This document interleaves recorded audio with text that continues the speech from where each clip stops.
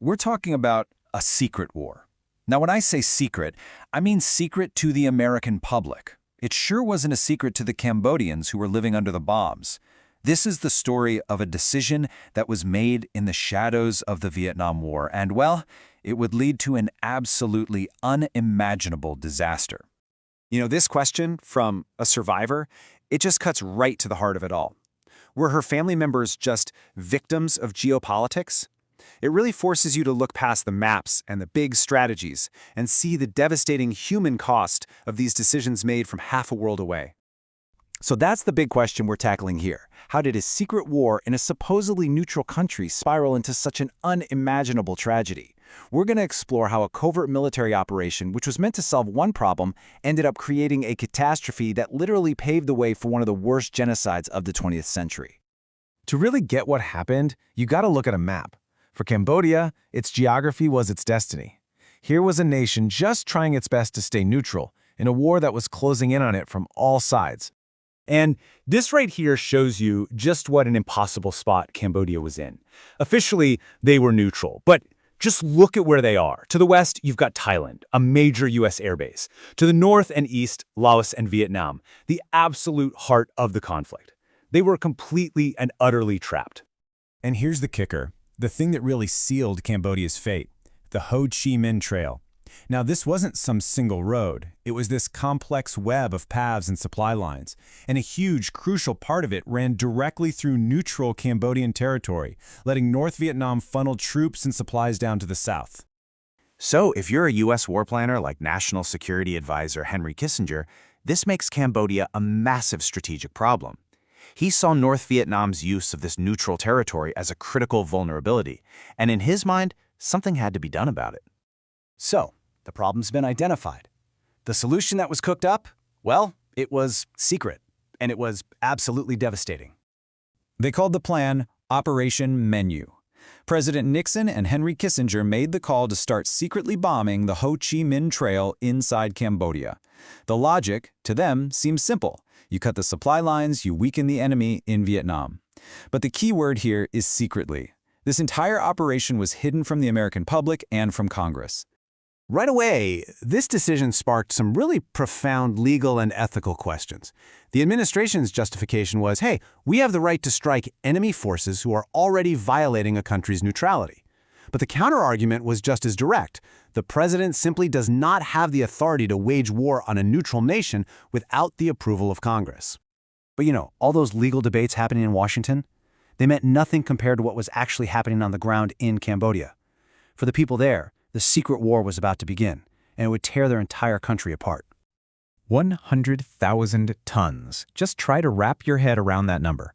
That is the sheer weight of the bombs dropped on this one small, neutral country. It's a number that's almost impossible to really comprehend. To put that into perspective for you, the bombing of Cambodia was the equivalent of dropping 5 Hiroshima-sized atomic bombs on the country. 5. And the effect on the population was just devastating. 2 million people, out of a population of just over 7 million, became refugees in their own homeland. They were forced to flee the chaos that was unfolding in the countryside. And that's really the tragic summary of it all. Before the bombing, Cambodia was a relatively stable place. Within just a year of the bombing campaign really ramping up, it had become a total hellhole. But the bombing didn't just destroy lives and villages, it also created this giant political vacuum. And in that vacuum, something truly monstrous began to grow. This is really a textbook example of the devastating unintended consequences of foreign policy. You have to understand, before all this intense bombing started, the Khmer Rouge, this radical communist insurgency, they were a fringe group. They were considered an insignificant political movement, and they had very, very little support from the people. And this right here is the crucial link. The bombing didn't create the Khmer Rouge, but man, it handed them the most powerful propaganda weapon they could have ever asked for.